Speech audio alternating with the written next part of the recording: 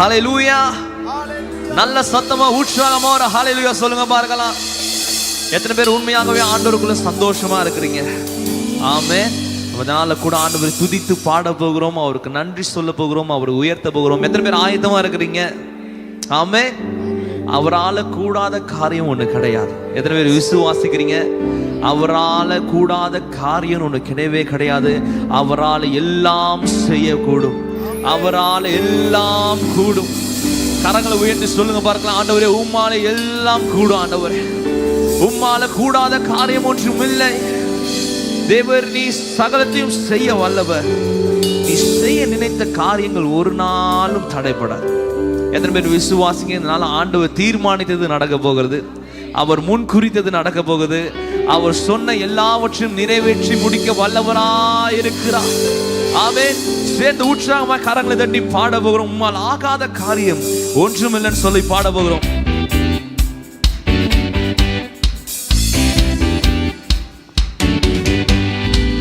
நல்ல கரங்களை தட்டி உற்சாகமா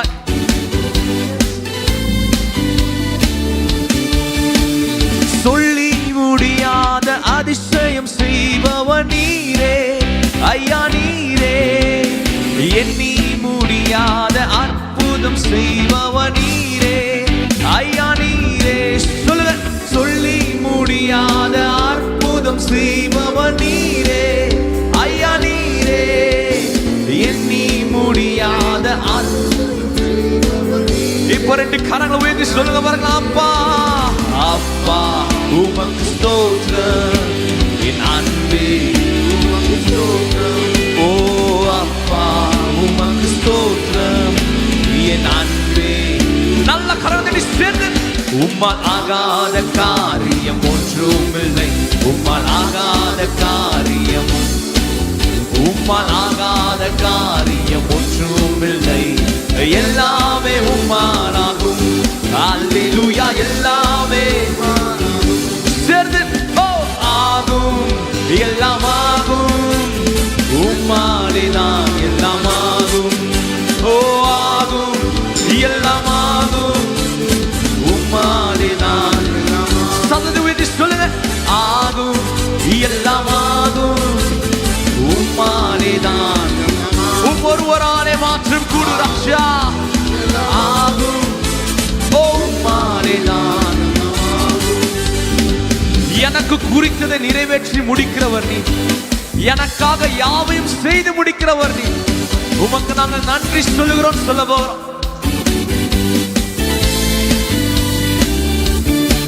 சொல்லுங்க.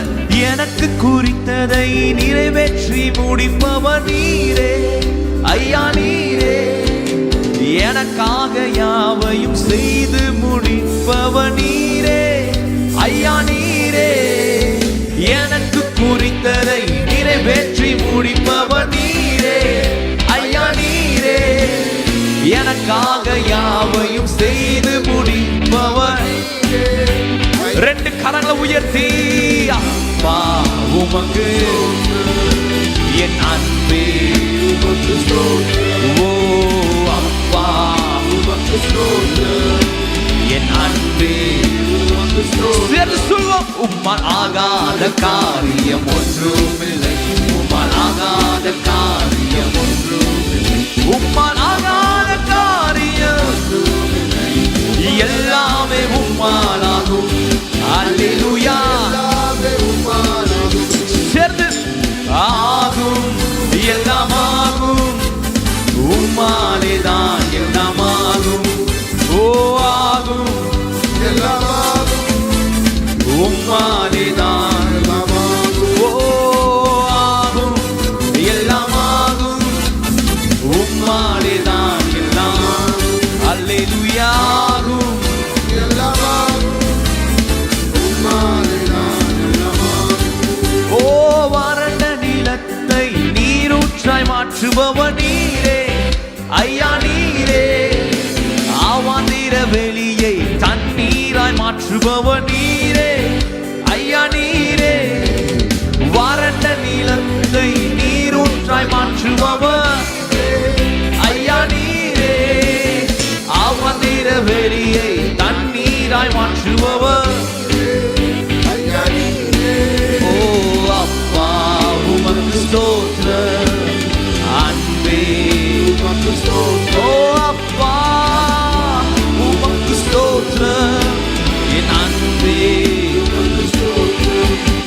உம்மால் ஆகாத காரியம் ஒன்றுமில்லை.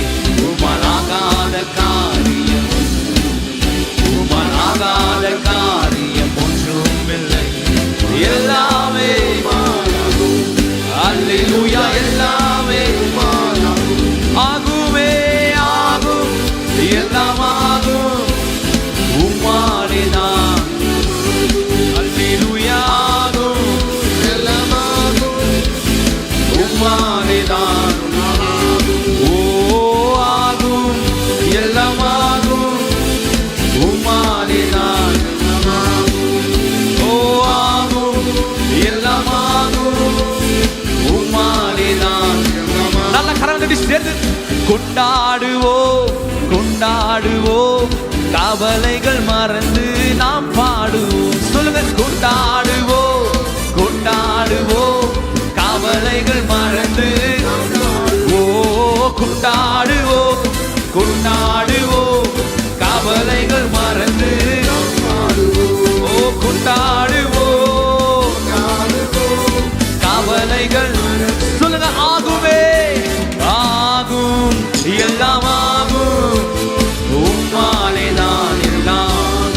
ஓ ஆகும் எல்லாம் ஆகும் உம்மாலேதான். ஓ ஆகும் எல்லாம் ஆகும் உம்மாலேதான்.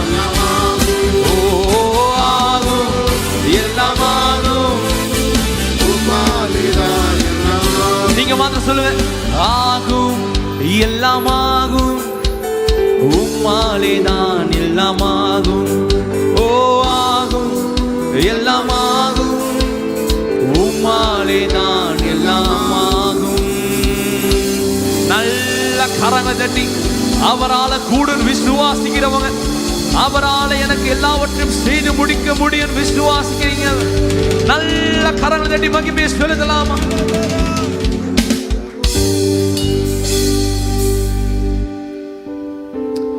ரோமர் 8:31 இப்படியாக சொல்லுகிறது, தேவன் நம்முடைய பட்சத்தில் இருந்தால் நமக்கு விரோதமாய் நிற்பவன் யார்? எத்தனை பேர் ஆமேன் சொல்றீங்க? உலகத்தை படைச்சவரே நம்ம கூட நிற்கும் பொழுது நம்ம எதை குறித்து கலங்க வேண்டும்? நம்ம எதை குறித்து கவலைப்பட வேண்டும்? உலகத்தில் இருக்கிறவரை காட்டிலும் உங்களுக்குள் இருக்கிறவர் பெரியவர் வசனம் சொல்லிருக்கு. நமக்குள் இருக்கிறவர் அவர் பெரியவர், நம்மளோடு கூட இருக்கிறவர் அவர் பெரியவர். அவர் யுத்தத்தில் வல்லமை உள்ளவர், அவர் பராக்கிரமம் நிறைந்தவர்.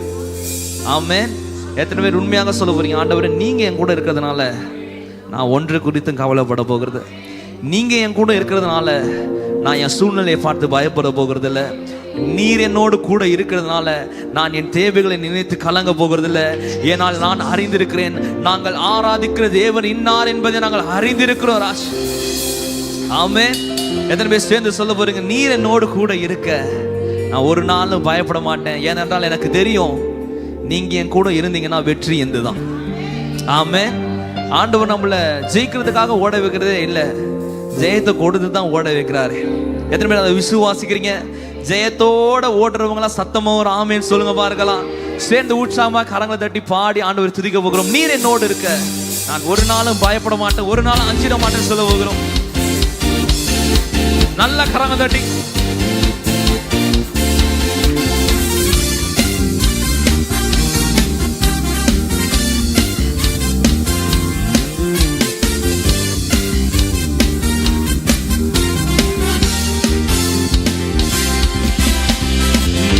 என்னோடு இருக்கும் போது என்னாலும் வெற்றி வெற்றியே. நீர் என்னோடு இருக்கும் போது என்னாலும் சொல்லுங்க, நீர் என்னோடு இருக்கும் போது என்னாலும் வெற்றி வெற்றியே. நீர் என்னோடு இருக்கும் போது என்னாலும் இவ கரங்களை சேர்ந்து தோல்வி எனக்கில்லையே, நான் தோற்று போவதில்லையே.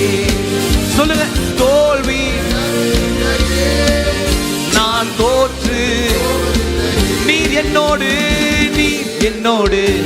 இருக்கும் போது என்னாலும் வெற்றி வெற்றியே. நீர்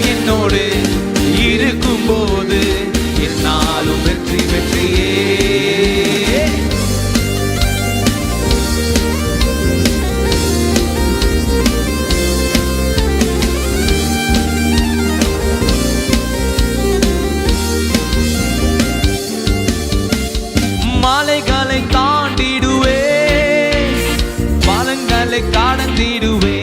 சொல்லுங்க. மலைகளை தாண்டிடுவே, கடும் பள்ளங்களை சதிகளை முறியடிப்பே, நான் சாத்தானை ஜெயித்திடுவே. சதிகளை முறியடிப்பே, நான் சாத்தானை. நீர் என்னோடு இருக்கும் போது என்னாலும் வெற்றி வெற்றியே. நீர் என்னோடு இருக்கும் போது என்னாலும். தோல்வி எனக்கில்லையே, தோல்வி எனக்கில்லையே, நான் தோற்று. சொல்லுங்க. தோல்வி எனக்கில்லையே, நான் தோற்று. இன்னொரு விஷயம் வாய்க்கிறது சத்தமா. தோல்வி எனக்கில்லையே, நான் தோற்று. ஓ தோல்வி எனக்கில்லையே, நான் தோற்று. நல்ல உற்சாகமா கரம் தட்டி. சிறைச்சாலை கதவுகளும் என் துதியினால் உடைந்து. ஆமென். சேர்ந்து பாட போகிறோம். சிறைச்சாலை கதவுகளும் என் துதியினால் உடைந்திடுமே. சொல்லுங்க. சிறைச்சாலை என் துதியினால் உடைந்திடுமே. அபிஷேகம் எனக்குள்ளே, நான் ஆடி பாடி மகிழ்ந்திடுவே. அபிஷேகம் எனக்குள்ளே, நான் ஆடி பாடி. நல்ல கரங்களை சேர்ந்து. நீர் என்னோடு இருக்கும் போது என்னாலும் வெற்றி வெற்றியே. நீர் என்னோடு இருக்கும் போது என்னாலும் வெற்றி வெற்றியே. சொல்லுங்க. நீர் என்னோடு ஓ இருக்கும் போது. ஓ நீர் என்னோடு இருக்கும் போது என்னாலும்.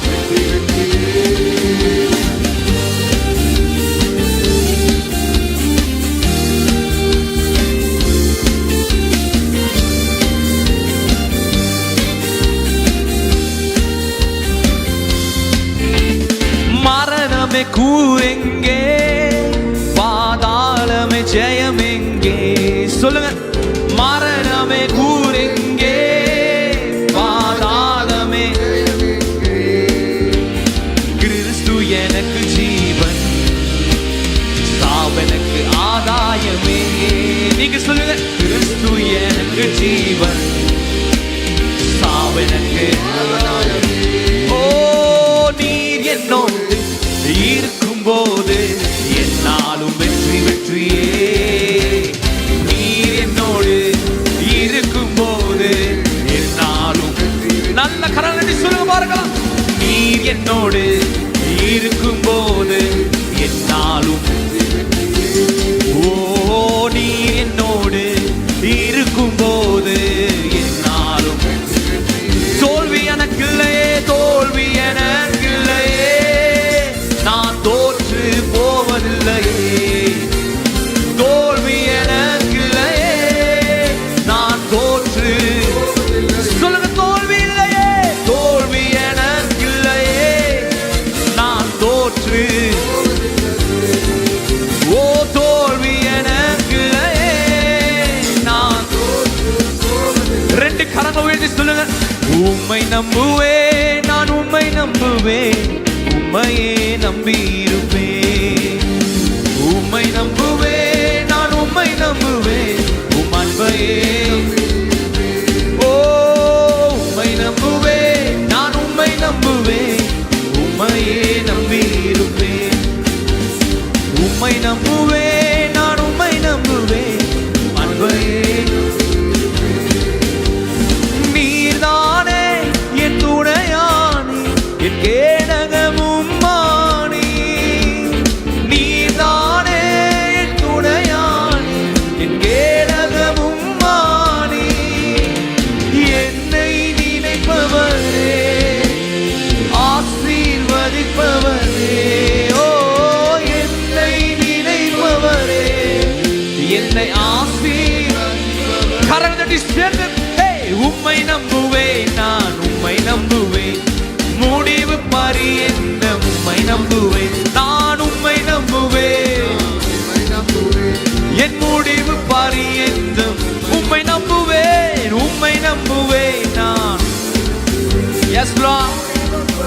முடிவு பரியந்த நாங்கள் உம்மை நம்புவோம் ராஜா.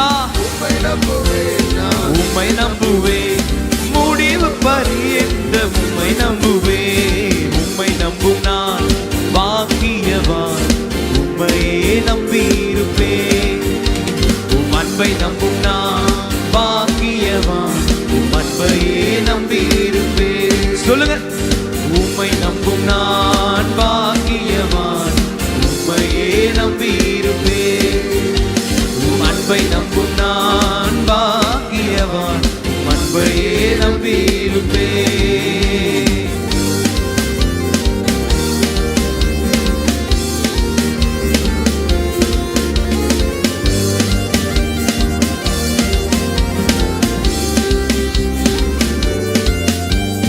உம்மை நம்பும் மனிதர்கள் யாவரையும் உம் கிருபை சூழ்ந்து கொள்ளும்.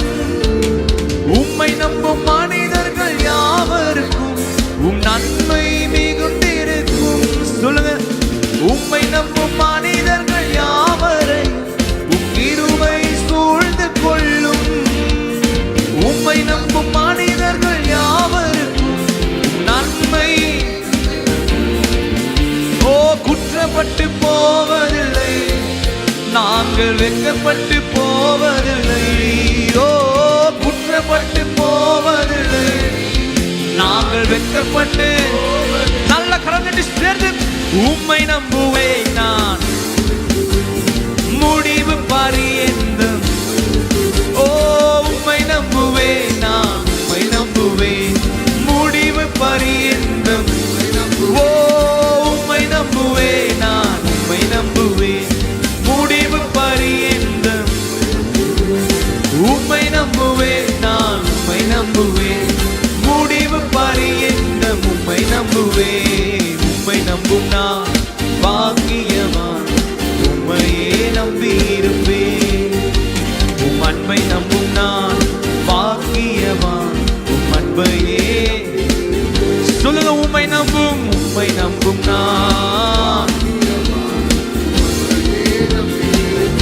உம் அன்பை, உம் அன்பை நம்பும் நான் உம் அன்பையே. ரெண்டு கரங்களை உயர்த்தி உம்மை நம்புவேன், உம்மை நம்புவேன், உம்மையே நம்பியிருப்பேன். உம்மை நம்புவேன் நான், உம்மை நம்புவேன், உம் அன்பையே. சொல்லுங்க. உம்மை நம்புவேன் நான், உம்மையே நம்பியிருப்பேன். உம்மை நம்புவேன் நான், உம்மை நம்புவேன், உம் அன்பையே. நீங்க சொல்லுங்க. உம்மை நம்புவேன் நான், உம்மை நம்புவேன், உம்மையே. உம்மை நம்புவேன் நான், உம்மை நம்புவேன், உம் அன்பையே.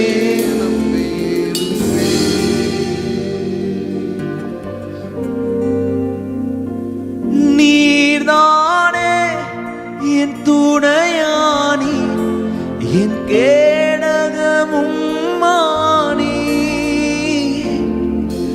நீர்தானே என் துணையானி, என் கேடகமும் மானி. என்னை நினைப்பவரே,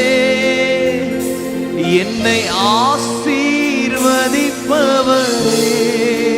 ஓ, என்னை நினைப்பவரே, என்னை ஆசீர்வதிப்பவரே. ரெண்டு கரங்களை உயர்த்தி உம்மை நம்புவேன் நான், முடிவு பரியந்தம். ஓ, உம்மை நம்புவேன் நான், உம்மை நம்புவேன் முடிவு பரியந்தம். சொல்லுங்க. சீயோன் பர்வதம் இருப்பதை போல் நான் அசையாமல் நிலைத்திருப்பேன். சீயோன் பர்வதம் இருப்பதை போல் நான் அசையாமல் நிலைத்திருப்பேன். ஓ, ஆகாமியத்தின்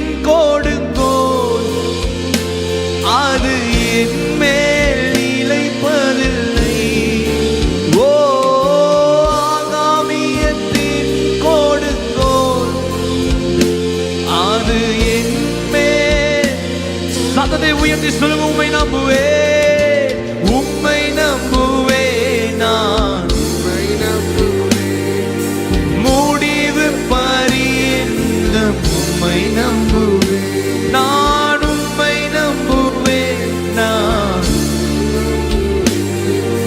முடிவு பரியந்தம். நீங்க மாத்திரம் சொல்லுங்க.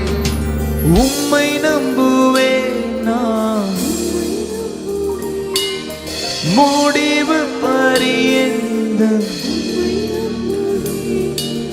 உம்மை நம்புவேன், நான் உம்மை நம்புவேன், முடிவு பரியந்தம் உம்மை நம்புவேன்.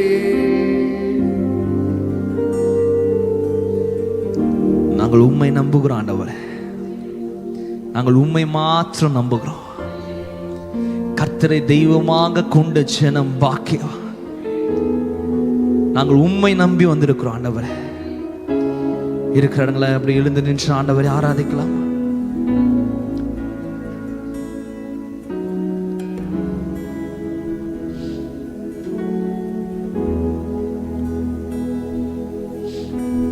ஆபிரகாம் சாராளுடைய வாழ்க்கையில அவங்க கர்ப்பம் செத்து போயிருந்தது. உலகத்தின் பார்வையில் சாத்தியமில்லாத காரியங்கள், உலகத்தின் பார்வைக்கு முடியாத காரியங்கள் அவருடைய பார்வைக்கு அற்பமானவைகள். ஆமென். ஃபெய்த்ல நடக்கிறவங்க எப்பவுமே உலகத்துக்குரிய திசைகளை பார்க்க மாட்டாங்க. ஏன்னா உலகத்துக்குரிய திசைகள் அவங்களுக்கு வந்திருக்க வாக்குத்தத்தத்துக்கு அகெயின்ஸ்டா தான் இருக்கும், அதற்கு ஆப்போசிட்டா தான் இருக்கும். ஃபெய்த்ல நடக்கிறவங்க எப்பவுமே உலகத்திற்கு திசைகளை பார்க்க மாட்டாங்க. அவங்களுக்கு தெரிந்ததெல்லாம் ஒரே திசை அவர் தான். ஆமென். இந்த காலை வேளையில நம்ம அவரை நோக்கி பார்க்க வந்திருக்கிறோம். ஏன்னா நமக்கு தெரியும் நம்ம சுற்றிலும் சூழ்நிலை நமக்கு வாக்குத்தத்தங்களுக்கு ஏதுவானதா இல்லவே இல்லை. நம்ம வாக்குத்தத்தங்களுக்கு நேராக நடத்துறதுக்கான ஒரு சாத்தியமும் இல்லை. ஆனால் நாம் ஆராதிக்கிற தேவனோ அவர் இல்லாதவைகளை இருக்கிறவைகளை போல அழைக்கிறவர், அவர் இல்லாதவைகளை இருக்கிறவைகள் போல அழைக்கிறவர். நம்முடைய பார்வைகளுக்கு எதெல்லாம் அசாத்தியமாய் தெரிகிறதோ, இதெல்லாம் நடக்கிறதுக்கான சாத்தியமே இல்லைன்னு சொல்றோமோ, அந்த சாத்திய கூறுகளே இல்லாம அற்புதங்களை செய்கிறவர் அவர். மனுஷங்களுக்கு தான் பாசிபிலிட்டிஸ், இந்த ப்ராபபிலிட்டிஸ் தான் தெரியும். ஆனா ஆண்டவர் எப்போ முடிவு பண்ணிட்டாரோ இன்ஸ்டன்டா ஆண்டவர் அற்புதங்களை செய்வார். ஒரு நொடி பொருளில் ஆண்டவர் அற்புதங்களை செய்வார். ஒரு நொடி பொருளில் அடையாளங்களை நடப்பிப்பார். ஒரு நொடி பொழுதுல உங்களுக்கு சுகத்தை கொடுக்க வல்லவரா இருக்கிறார். ஒரு நொடி பொழுதுல உங்களோட கடன் சூழ்நிலையை மாற்ற ஒரு உண்மையுள்ளவரா இருக்கிறார். பாருங்க, சூரியன் எல்லாருக்கும் ஒரே வெளிச்சத்தை தான் தருது. சூரியன் இவங்க வீட்டுக்கு கொஞ்சமா நம்ம வெளிச்சத்தை கொடுக்கலாம், அவங்க வீட்டுக்கு கொஞ்சமா வெளிச்சத்தை கொடுக்கலாம் அப்படின்னு அது ஒரு நாளும் யோசிச்சதே இல்லை. ஆமே. நம்ம வீடுகள்ல அறைகளை எவ்வளவு தூரம், ஜன்னல்கள் எல்லாம் எவ்வளவு தூரம் திறந்து வைத்திருக்கிறோமோ அவ்வளவு தூரம் என்ன ஆகும், வெளிச்சம் உள்ள வரும். விசுவாசமும் அது போலதான். ஆண்டவர் நமக்கு எல்லாவற்றையும் தர அவர் ஆயத்தமா தான் இருக்கிறாரு. அவர் கொடுக்கறதுல அவருக்கு ஒரு நாளும் ஒரு மனக்கசப்பு ஏற்பட்டதே இல்லை. அவர் கொடுக்க ஆயத்தமா தான் இருக்கிறார். நீங்க நல்லா இருக்கணும்ன்றது தான் அவர் விருப்பம். ஆனா நம்ம இருதயங்களை அவருக்கு நேராக நம்ம எவ்வளவு திறக்கிறோன்றத பொறுத்துதான் இருக்கு. இந்த ஃபாஸ்டிங் பீரியட்ல ஆண்டவர் நம்ம இருதயங்களை திறக்க சொல்லுகிறாரு. ஏனென்றால் அவர் அது நன்மையினால நிரப்ப போகிறார்.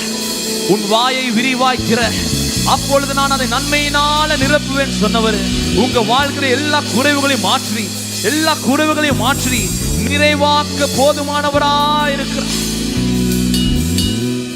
ரெண்டு கரங்களை உயர்த்துங்க பாருங்க.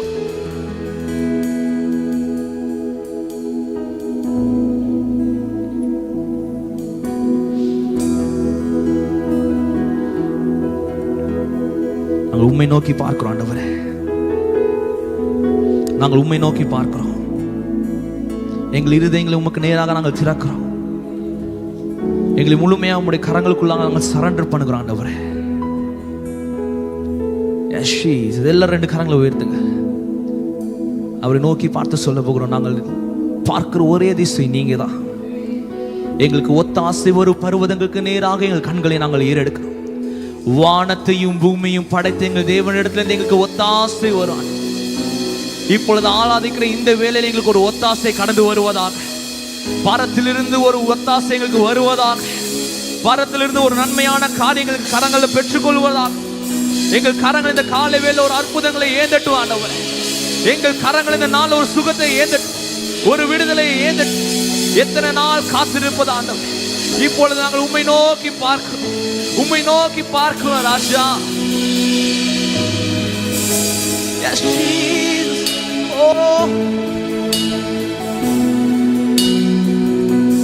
கண்களை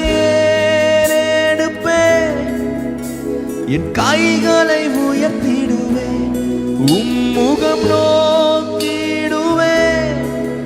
நான் வெட்கப்படுவதில்லை, கண்களை ஏறெடுப்பேன், என் கைகளை உயர்த்திடுவேன், உம்முகம் நோக்கிடுவேன். நான் வெட்கப்படுவதில்லை, என் கண்களை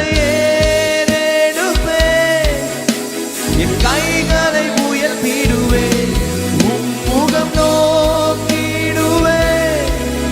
நான் வெட்கப்படுவதில்லை, கண்களை ஏறெடுப்பேன், என் கைகளை உயர்த்திடுவேன், உம்முகம் நோக்கிடுவேன். நான் வெட்கப்படுவதில்லை.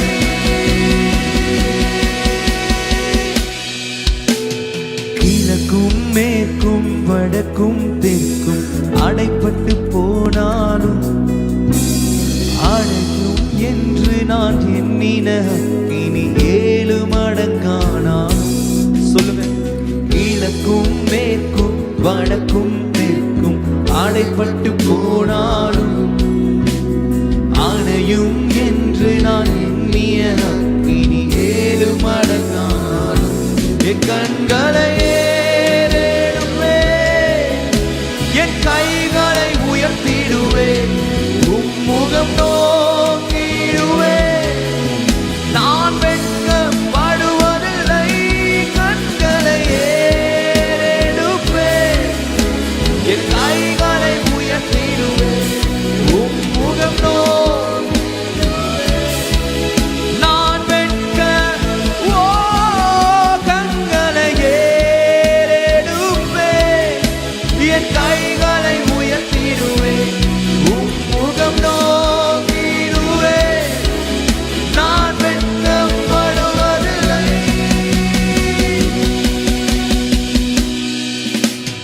வானமும் பூமியும் மாறினாலும் உம் வார்த்தை மாறாதே. காலையும் மாலையும் தாங்கிடும் தேவனின் கரங்கள் தளராதே. சொல்லுங்க.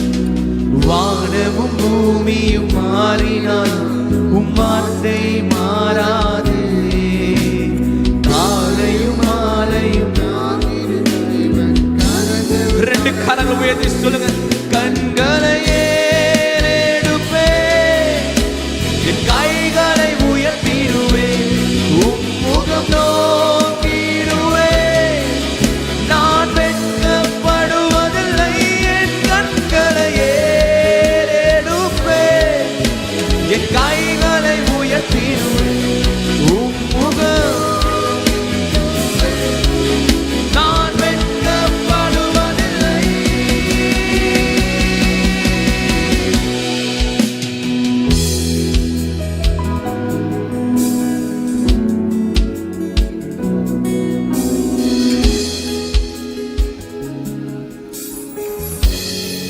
பேச்சு வராத சின்ன பிள்ளைகள், அவங்களுக்கு ஏதாவது ஒரு காரியம் தேவை அப்படின்னா, அவங்களுக்கு ஏதாவது ஒன்று வேணும் அப்படின்னா அவங்க எவ்வளவோ சொல்ல ட்ரை பண்ணுவாங்க. அவங்க அழுவாங்க, அவங்க ஏதாவது நம்ம கிட்ட சொல்ல ட்ரை பண்ணுவாங்க. ஆனால் ஒரு கட்டத்து மேலே அவங்களால முடியலன்னும் போது என்ன தெரியுமா பண்ணுவாங்க? அவங்க 2 கரங்களையும் உயர்த்திட்டு அவங்க பெற்றோர் அப்படி நோக்கி பார்க்கும். அப்படி நோக்கி பார்க்கும்போதே அந்த குழந்தைக்கு தெரியும், அவங்க நிச்சயமா நம்ம தேவைகளை சந்திப்பாங்க. இந்த காலை வேளை நம்ம அதை தான் பண்ணி கொண்டு இருக்கிறோம். நம்ம கைகளை உயர்த்தி நம்ம கண்களை அவருக்கு நேராக எடுக்கும் பொழுது நாம் ஒன்றை அறிந்திருக்கிறோம், அவர் எனக்காக யாவையும் செய்து முடிக்க வல்லவராய் இருக்கிறார். நான் ஒரு நாளும் தோற்று போகிறதுக்காக படைக்கப்படவில்லை. நான் ஒரு நாளும் வெட்கப்பட்டு நிற்கிறதுக்காக படைக்கப்படவில்லை. நான் ஒரு நாளும் அவமானத்திற்கு படைக்கப்படவில்லை. என்னை அழைத்தவர் உண்மை உள்ளவராய் இருக்கிறார். அவர் முடிவு பரிந்தும் என்னை வழி நடத்த போதுமானவராய் இருக்கிறார். அவருடைய கரத்தின் அற்புதத்தை நான் பெற்றுக் கொள்ளுவேன். அவருடைய கரத்தின் கிரியை என் வாழ்க்கையில நான் காணுவேன். அவருடைய கரத்தின் வல்லமையை என் வாழ்க்கையில நான் பார்ப்பேன் சொல்றவன். விடாம ஒரு நிமிஷம் கரங்களை தட்டி அப்பாவுடைய நாமத்தை மகிமைப்படுத்துங்க. பாருங்க, வாய்களை திறந்து சதத்தை உயர்த்தி அந்நிய பாஷையில பேசுறவங்க அந்நிய பாஷையில பேசு. ஆண்டவர் என் கரங்களை உயர்த்துகிற ராஜா, என் கண்களை உமக்கு நேராக ஏறெடுக்கிறேன். இப்பொழுது உங்களுடைய அற்புதத்தின் கரம் ஒரு அற்புதத்தை செய்வதாக, ஒரு அற்புதத்தை செய்வதாக, ஒரு அற்புதத்தை செய்வதாக ராஜா. நீண்ட நாள் காத்திருப்பது இந்த காலை வேளை முடிவுக்கு வருவதாக. நீண்ட நாள் காத்திருப்புதல் இந்த காலை வேளை ஒரு முடிவுக்கு வருவதாக ராஜா. நாங்கள் அறிந்திருக்கிறோம், உடைய சமூகத்தில் நாங்கள் கரங்களை உயர்த்தி உம்மை நோக்கி பார்க்கும் பொழுது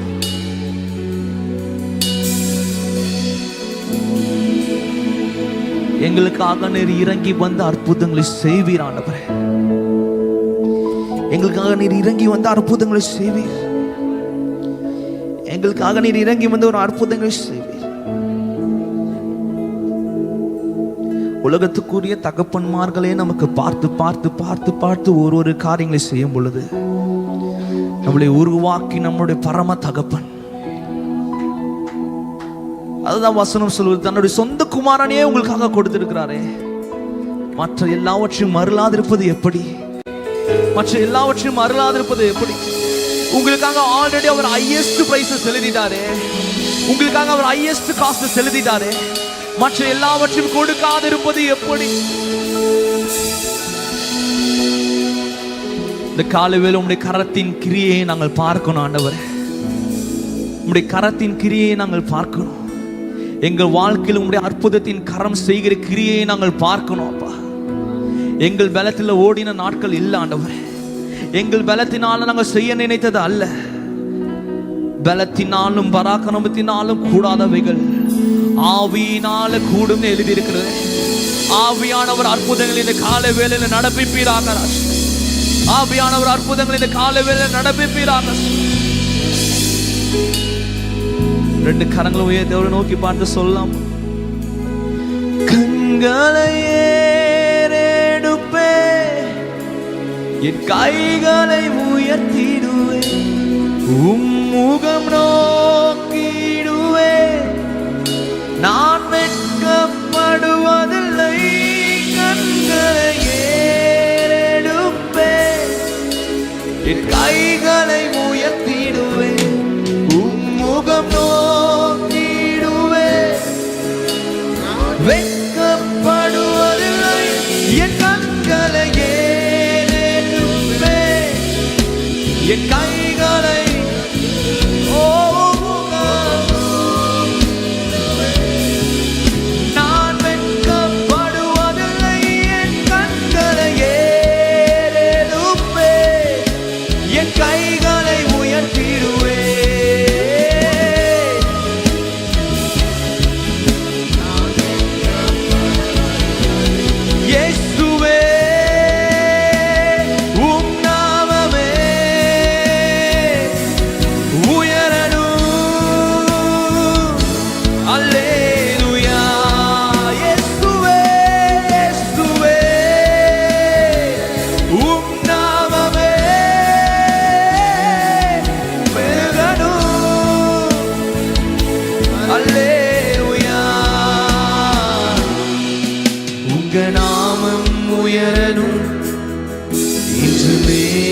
அடையணும். பாடுவேன் பாடுவோம் அல்லேலூயா. ரெண்டு கரங்க உயர்த்தி உங்க நாமம் உயரணும், இன்று மேன்மை அடையணும். பாடுவேன் பாடுவோம் அல்லேலூயா. ஹalleluya ஹalleluya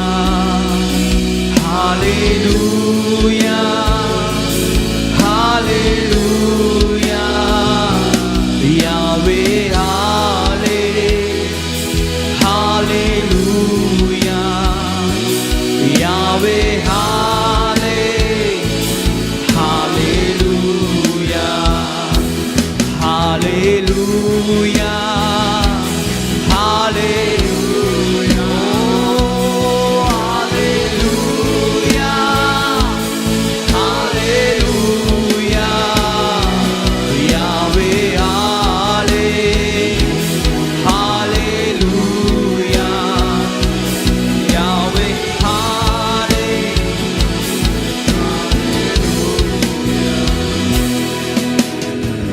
பெருங்காற்று மடங்கி போகும் எக்கடலும் வழி திறக்கும் உங்க நாமம் உயர்த்தும் போது கண்மலையும் கரைந்து போகும் பெருங்காற்று மடங்கி போகும் எக்கடலும் வழி திறக்கும் உங்க நாமம் உயர்த்தும் போது ரெண்டு கரங்களை உயர்த்தி சொல்லுங்க பார்க்கலாம்.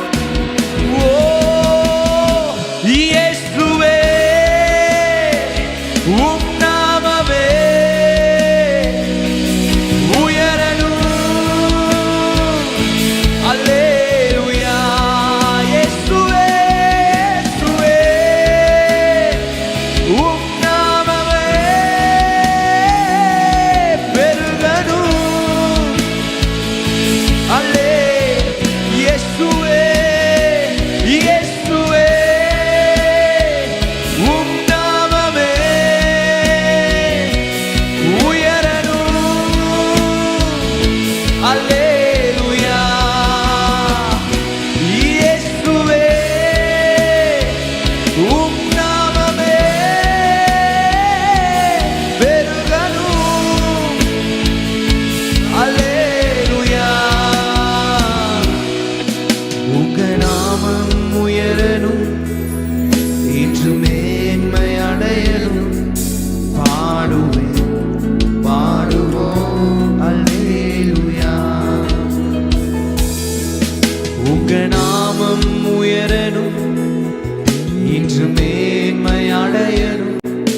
பாடுவேன் பாடுவோம் அல்லேலூயா ரெண்டு கரங்களை உயர்த்தி ஹalleluya ஹalleluya ஹalleluya ஹalleluya யாவே ஹாலே ஹalleluya யாவே ஹாலே ரெண்டு கரங்களை உயர்த்தி சொல்லுங்க ஹalleluya ஹalleluya ஹalleluya ஹalleluya ஹalleluya யாவே ஹாலே ஹalleluya யாவே ஹாலே ஹalleluya ஹalleluya ஹalleluya ஹalleluya ஹalleluya யாவே ஹாலே ஹalleluya யாவே ஹாலே ஹalleluya நீங்க மாத்திரம் ஹalleluya ஹalleluya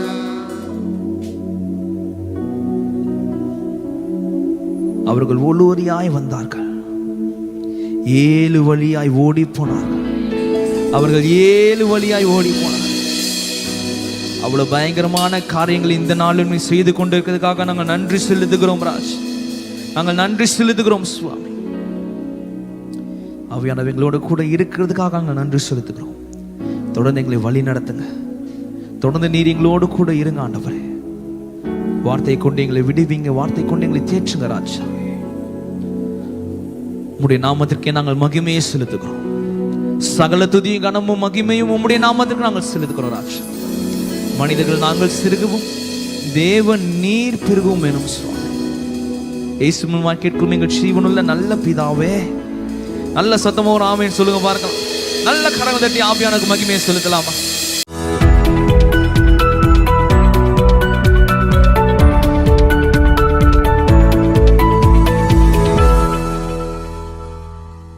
பியூட்டிஃபுல் பிளேஸ் இன் அயர்லாந்து. இந்த அயர்லாந்துல இருக்கிற அழகான இந்த ஃபீனிக்ஸ் பார்க்ல எனக்கு பின்னாடி ஒரு பெரிய கிராஸ் இருக்கு பாத்தீங்களா?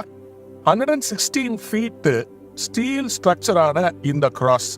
இந்த கிராஸ் எதுக்காக போட்டிருக்காங்க தெரியுமா? 1979 29 செப்டம்பர் போப் ஜான் பால் II இந்த அயர்லாண்டை விசிட் பண்ண வந்தபோது இந்த இடத்துல அவர் பேசுவதற்காக விசேஷமாக இந்த கிராஸை எரெக்ட் பண்ணாங்க.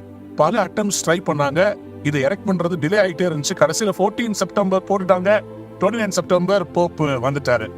1.25 million people attended the sermon that day. ரொம்ப பவர்ஃபுல்லா போப் அவர்கள் பேசினார்கள். இந்த இடத்துல அதை அந்த கமெமரேட் பண்றதுக்காக இந்த ஸ்ட்ரக்சரை போட்டாங்க. This was not a permitted structure. ஆனா அதுக்கு பிறகு இது ஒரு மானுமெண்டா வச்சுட்டாங்க. சிலுவையை இந்த அருமையான பார்க்ல 700 ஏக்கர்ஸ்க்கு மேல இருக்கிற இந்த பார்க்ல it's a beautiful testimony of a man of God's vision. ஒரு தேவ மனிதன் வந்துட்டு போனதுக்கே இந்த கிராஸ் இவ்வளவு அழகா இங்க எரெக்ட் பண்ணிருக்காங்களே.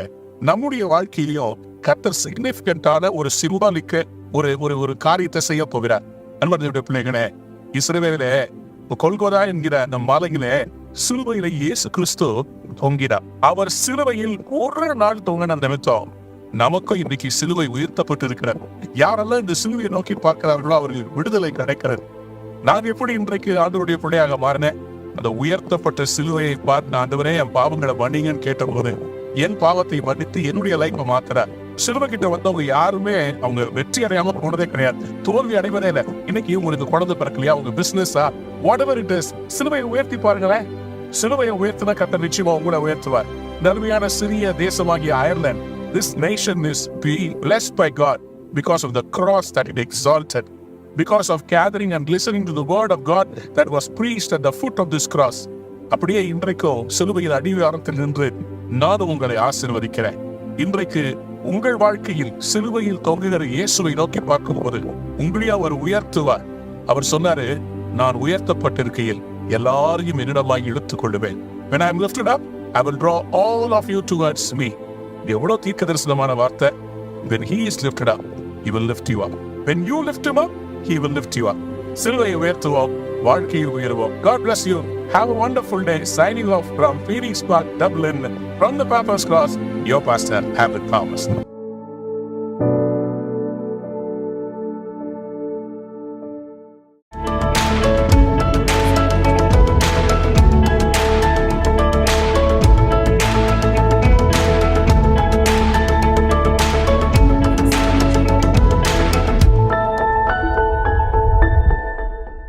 உபாகமம் 23 அதிகாரம் 5 வசனம். Deuteronomy 23:5 says something very powerful. உன் தேவனாகிய கர்த்தர் பீலேயாமுக்கு செவி கொடுக்க சித்தம் இல்லாமல் உன் தேவனாகிய கர்த்தர்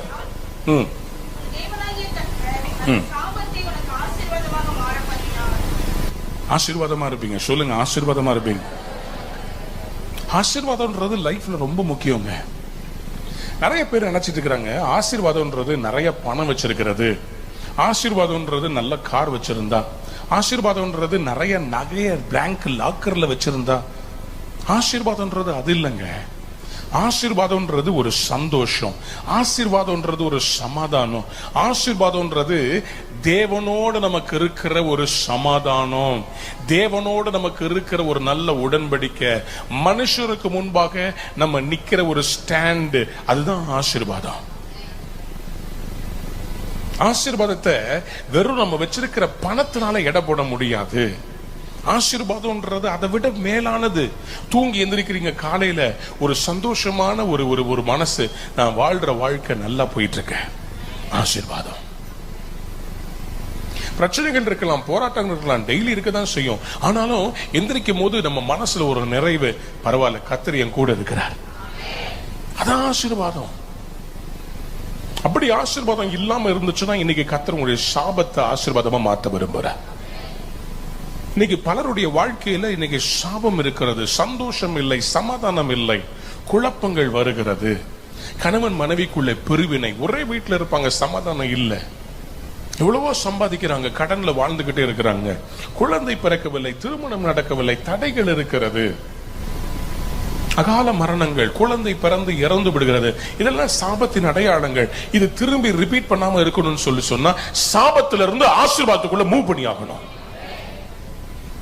அந்த டிரான்சிஷனுக்குள்ள வரணும்னு சொல்லி சொன்னா தேவனிடத்திலிருந்து வருகிற விடுதலை இருக்கிறது, மனிதர்களாகிய நாம் செய்ய வேண்டியது இருக்கிறது. ரட்சிக்கப்பட்டா எல்லா சாபமும் போயிருமா?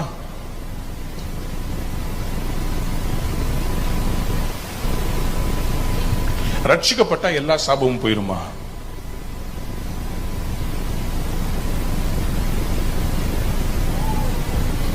இயேசுவை ஏற்றுக்கொண்ட உடனே எல்லா சாபமும் போயிருமா? போகும், ஆனா சில பேருக்கு போகாது. ஏன் போகல? ஏன்னா அவங்க சில காரியங்களுக்காக ஆண்டு விட்டு ஒப்புரவானாங்களே தவிர சில காரியங்கள் இன்னும் அவங்களுடைய வாழ்க்கையில தொடர்ந்து நடந்துகிட்டே இருக்குது. அவங்க அறிக்கை செய்த பகுதியில உங்களுக்கு விடுதலை கிடைச்சிருக்குது, அறிக்கை செய்யாத பகுதி அவர்களை பின்தொடர்ந்து வருகிற ஒரு சாபம், ஒரு கட்டு, அது எல்லாத்தையும் இயேசுவால மாற்ற முடியும். ஆனா நம்முடைய அறிவுக்கு எட்டாத சில காரியங்கள் இருக்குது, நமக்கு தெரியாத, நம்ம மனம் திரும்பாத சில பகுதிகள், அந்த பகுதிகளில் எல்லாம் தேவனுடைய வல்லமை இறங்கி வந்து ஆசீர்வாதமாக மாற்ற வேண்டும். கையை உயர்த்தி ஒரு ஆமென் சொல்லுங்களேன்.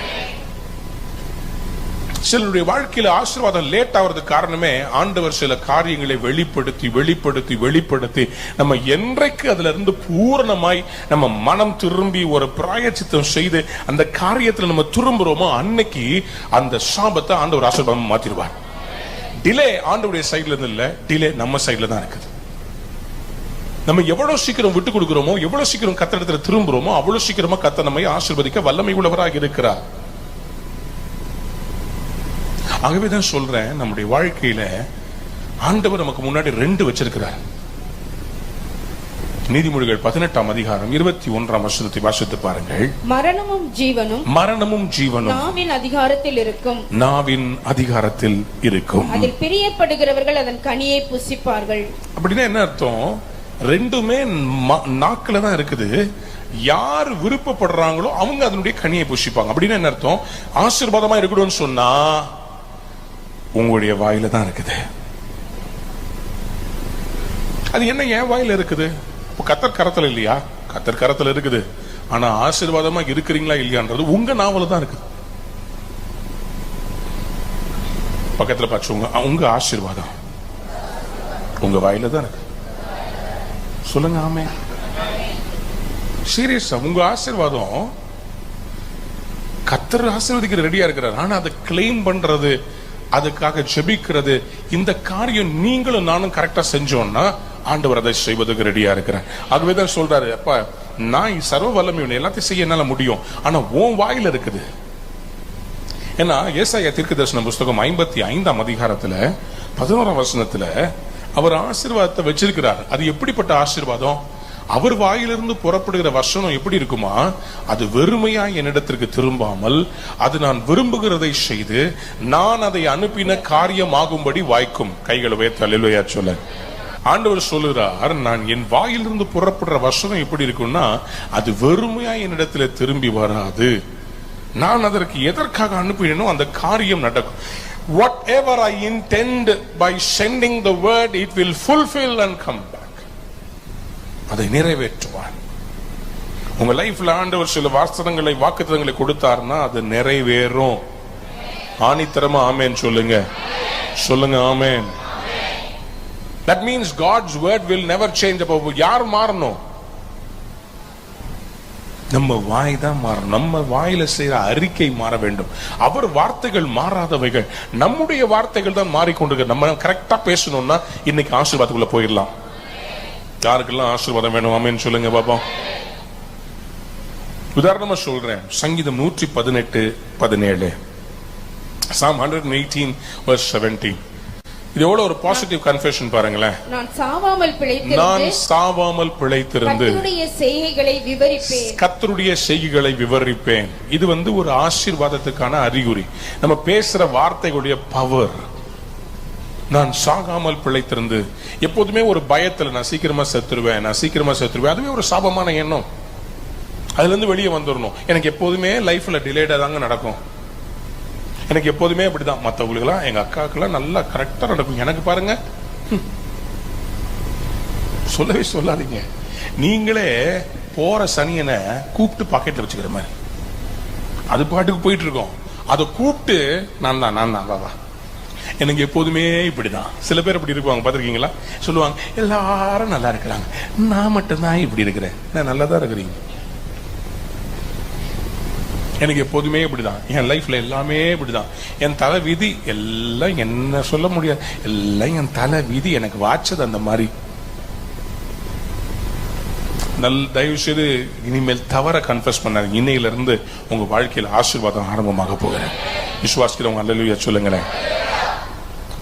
சாபத்தினுடைய அறிகுறி என்னன்னா, எல்லாம் இருந்தும் உங்களுக்கு சந்தோஷம் சமாதானம் இல்லாம இருந்துச்சுன்னு வச்சுக்கோங்களேன், அப்போ ஒரு சாபத்துல இருக்கிறீங்கன்னு அர்த்தம். ஏசாயா தீர்க்கதரிசன புஸ்தகம் 26ஆம் அதிகாரம் 3ஆம் வசனத்தை வாசித்து பாருங்க. உம்மை உறுதியாய் பற்றிக்கொண்ட மனதை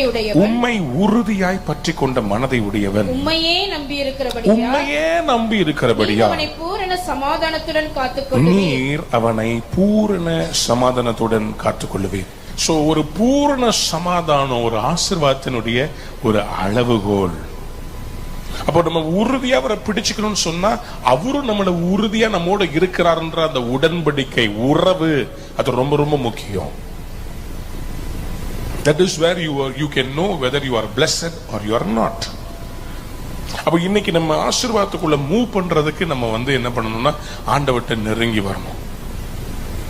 எபேசியர் 1ஆம் அதிகாரம் 7ஆம் வசனம் நமக்கு இந்த ஆசீர்வாதம் எங்க இருந்து வருது, யார் மூலமா வருது, யார் இடத்திலிருந்து வருகிறது என்று சொல்கிறது. எபேசியர் 1ஆம் அதிகாரம் 7ஆம் வசனத்தை வாசித்து, அவருடைய கிருபையின் ஐஸ்வரியத்தின்படியே, நல்ல கவனிங்க, யாரை பத்தி சொல்லிக்குது? அவருடைய கிருபையின் ஐஸ்வரியத்தின்படியே, இவருடைய இரத்தத்தினாலே, பாருங்க பவுல் என்ன அழகா எபேசியருக்கு சொல்றாரு. அவருடைய கிருபையின் ஐஸ்வர்யம், இவருடைய ரத்தம். நான் ரொம்ப இப்பெல்லாம் ஜெபிக்கிறது என்னன்னா, அந்த பவுல் அப்போஸ்தலருக்கு ஆண்டவர் கொடுத்த அந்த ஞானம் அது சபைக்கு கிடைச்சிச்சுன்னு வச்சுக்கோங்களேன், சபையை நம்ம வேற லெவலுக்கு கொண்டு போயிடலாம். அந்த வெளிப்பாடு என்ன ஒரு ஆழமான அர்த்தம். பவுலுடைய ஒவ்வொரு வசனத்துக்குள்ள 1000 பிரசங்கம் அடங்கி இருக்குதுங்க. அவருடைய கிருபையின் ஐஸ்வர்யத்தினாலே, இவருடைய ரத்தத்தினாலே பாவ மன்னிப்பாகிய மீட்பு இவருக்குள் அவரிடத்திலிருந்து நமக்கு உண்டாயிருக்கிறார். என்ன ரிலேஷனல் பாருங்க. அவர் ஒரே கல்லுல 10 மங்க அடிக்கிறார். சொல்றார், இவருடைய ரத்தம் அவருடைய கிருபை. அவருடைய கிருபை கிடைச்சதுனால இவருடைய ரத்தம் நம்ம மன்னிக்கிறது. இவருடைய ரத்தம் வந்ததுனால அவருடைய கிருபை கிடைக்குது.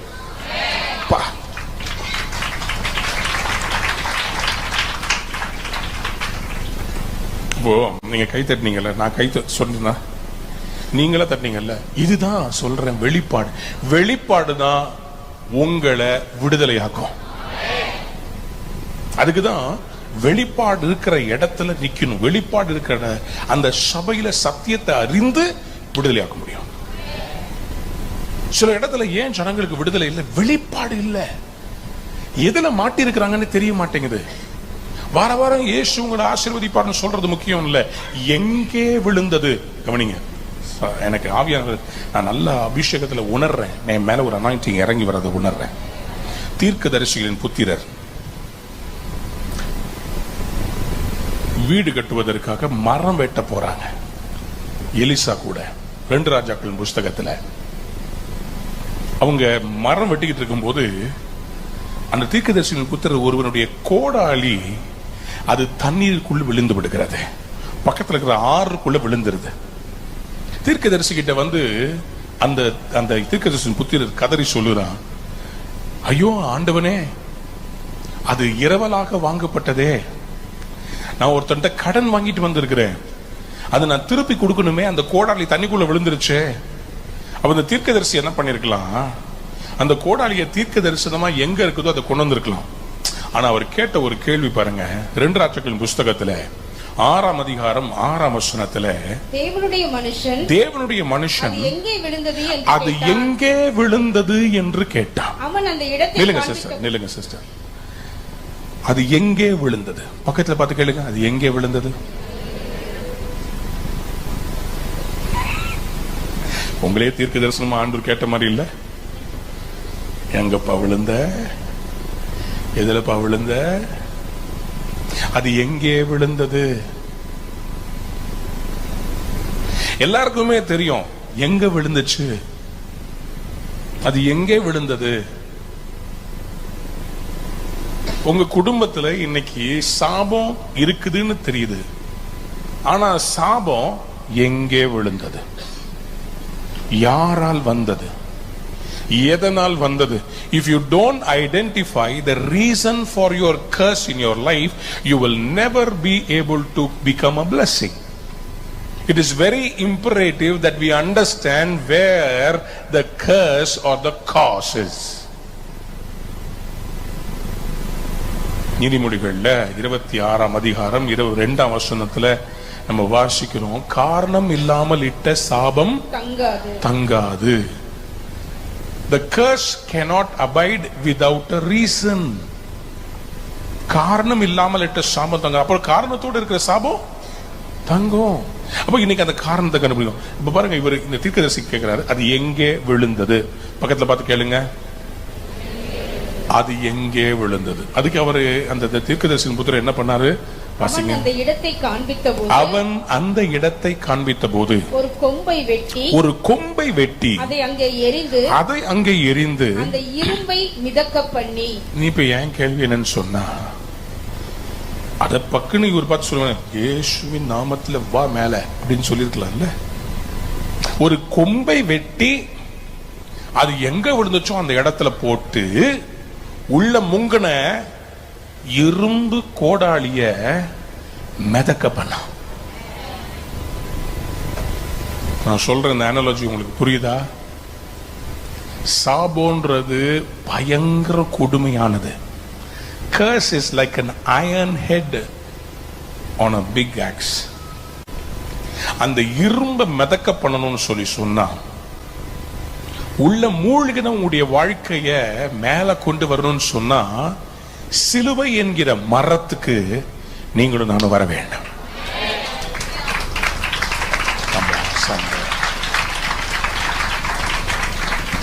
பாஸ்டர், என் வாழ்க்கை கசப்பாவே இருக்குது, என் கசப்பு எப்ப மாறும்? Very simple. மாறான்ற இடத்துக்கு இவங்க போறாங்க. மாறான்ற இடத்துல இருக்கிற அந்த தண்ணீர் கசப்பா இருக்குது. கசப்பா இருக்குது. தண்ணீரை குடிச்சா அவ்வளவு கசப்பா இருக்குது. அப்ப ஆண்டவர்கிட்ட மோசே கேட்கிறார், நாங்க தண்ணிக்கு எங்க போவோம்? ஆண்டவர் பக்கத்துல ஒரு மரத்தை காமிச்சு சொல்றாரு, இந்த மரத்தினுடைய கிளைய வெட்டி அந்த தண்ணீருக்குள்ள போடு. அந்த கசப்பான அந்த சாபத்தை ஆசீர்வாதமா மாத்துறதுக்கு ஒரு மரம் தேவைப்படுகிறது. அப்ப இந்த மரத்துக்கு என்ன தெரியுமா அர்த்தம்? யாத்ராமத்தின் புஸ்தகம் 15ஆம் அதிகாரத்துல 25ஆம் வசனத்தை வாசித்து பாருங்கள். மோசே கர்த்தரை நோக்கி கூப்பிட்டான். கர்த்தர் மோசேக்கு ஒரு மரத்தை காண்பித்தார். அதை அவன் தண்ணீரில் போட்ட உடனே அது மதுரமான தண்ணீர் ஆயிற்று. பாருங்க, நல்லா கவனிச்சுக்கொள்ளுங்க. ஃபர்ஸ்ட் என்ன இடத்துல பிரச்சனை இருக்குது, அது எங்கே விழுந்தது. ரெண்டாவது அதனுடைய remedy. First identifying, second bringing the remedy for it. அதுக்கு என்ன பண்ணணும்? அந்த மரத்தை வெட்டி தண்ணீர்ல போட்ட போது அது மதுரமான தண்ணீர் ஆயிற்று. கைகளவே தலைவையா சொல்லுங்க. ஆனா இந்த மரத்தை ஆண்டவர் காண்பித்தாரு. எதுக்கு ஒரு மரத்தை ஆண்டவர் காமிச்சுக்கிட்டே இருக்கிறார்? மனுஷனுக்கு சாபம் எங்க ஆரம்பிச்சிச்சு? ஒரு மரத்தால தானே ஆரம்பிச்சிச்சு. நன்மை தீமை அறியத்தக்க ஒரு மரம். அந்த மரத்துல இருக்கிற கனியை புசிக்காதன்னு சொன்னாரு.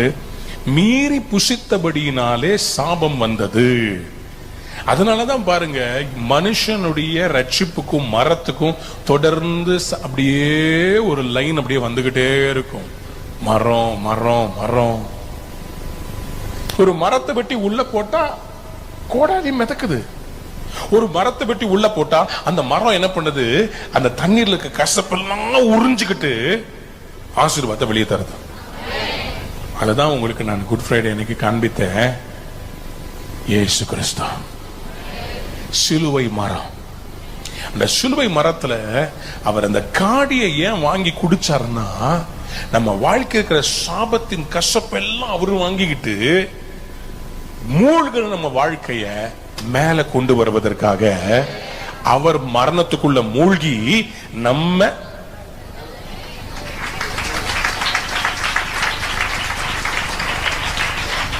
இப்ப பக்கத்துல பார்த்து கேளுங்க, மேல வந்தீங்களா இல்லையா? சில பேர் இயேசுவோடு உள்ள முங்கி இருக்கிறாங்க. மேல எப்ப வருவீங்க? கீழே இருந்தா எப்படி? ஏன் இன்னும் மிதக்கலன்னு சொல்லி சொன்னா, இன்னும் அந்த மரத்தை நீங்க சரியான இடத்துல போடல. அது எங்கே விழுந்தது? நீ எங்க விழுந்திருக்கிற? மரத்தை அங்க போட்டுக்கிட்டு இருக்கிற. அது எங்க விழுந்துச்சு? எந்த இடத்துல உனக்கு சாம ஆரம்பிச்சிச்சு? எங்க இருந்து வந்துச்சு? அதை கரெக்டா ஐடென்டிஃபை பண்ணி இன்னைக்கு ஜெபம் பண்ணா இந்த மாசத்தை கர்த்தர் திருப்பு முனையை தருவாரு. இந்த வருஷத்தினுடைய 2ஆம் பகுதியில சாபமெல்லாம் உங்களுக்கு ஆசீர்வாதமா மாறப்போகுது. எத்தனை பேருக்கு ரெடியா இருக்கிறீங்க? உங்களுக்கு 7 காரியத்தை நான் இன்னைக்கு சொல்ல போறேன். 7 காரியம். நான் மறுபடியும் சொல்றேன், அது எங்கே விழுந்தது, அந்த இடத்துல ஒரு remedy. So number 1, recognize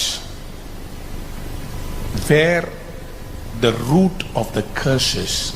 Recognize எந்த இடத்துல உங்களுடைய சாபத்தினுடைய ஆரம்பம் இருக்கிறது என்பதை நீங்கள் அறிந்து கொள்ள வேண்டும்.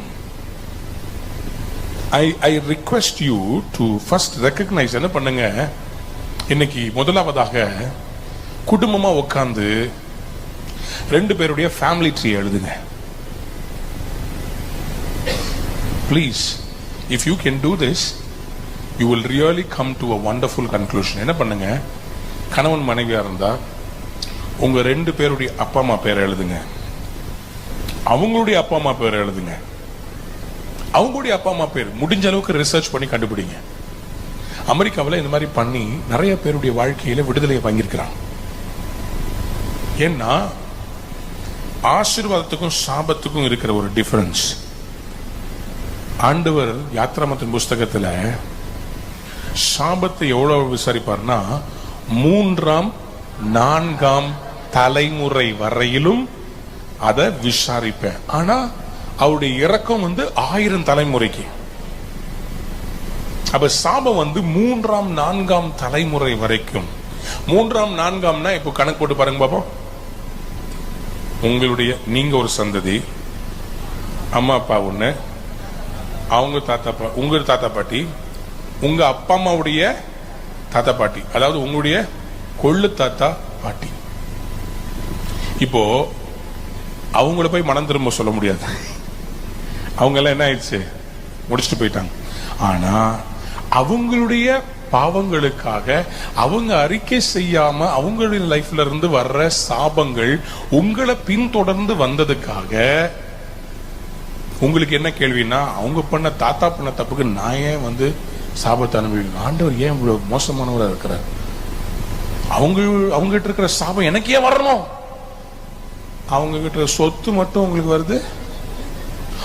எங்க தாத்தா குத்த சொத்து, இது எங்க தாத்தா சம்பாதிச்சது, எங்க தாத்தா வீடு, அவங்களுடைய வீடு தேவை, அவங்களுடைய ஆஸ்திகள் தேவை. அதுதான் ஆசீர்வாதமும். ஆசீர்வாதம்ன்றது தலைமுறை தலைமுறை. கையை தலைவரை சொல்லுங்க. உபாகமம் 5ஆம் அதிகாரம் 9ஆம் வசனத்தை வாசித்து பாருங்களேன். நீ அவைகளை நமஸ்கரிக்கவும் சேவிக்கவும் வேண்டாம். உன் தேவனாய் கர்த்தராய் இருக்கிற நான் எரிச்சலுள்ள தேவனாய் இருந்து என்னை பகைக்கிறவர்களை குறித்து பிதாக்களுடைய அக்கிரமத்தை பிள்ளைகளிடத்தில் 3ஆம் 4ஆம் தலைமுறை மட்டும் விசாரிக்கிறவராய் இருக்கிறேன். என்னிடத்தில் அன்பு கூர்ந்து என் கற்பனைகளை கைக்கொள்கிறவர்களுக்கோ 1000 தலைமுறை மட்டும் இரக்கம் செய்கிறவராய் இருக்கிறேன். நோட் பண்ணிக்கொள்ளுங்க.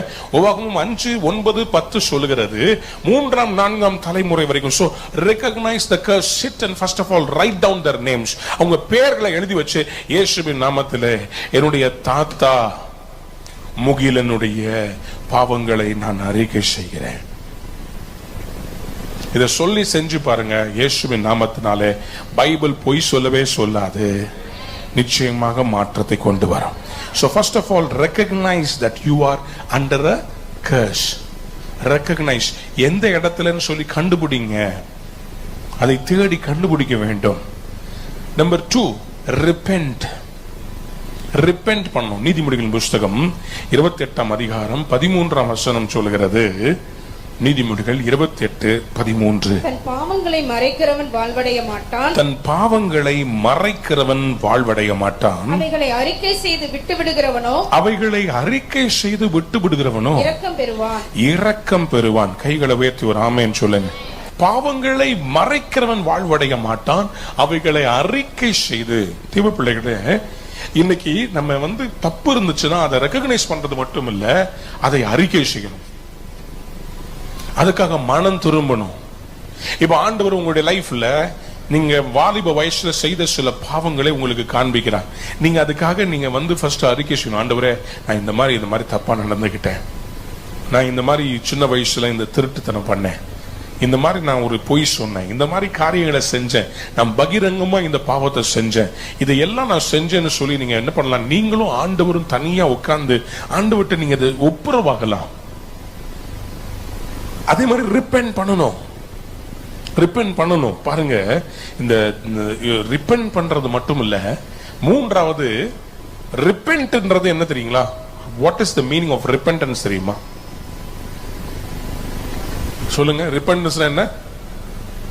மனம் திரும்புதல். என்ன மனம் திரும்புதல்? என்ன அர்த்தம்?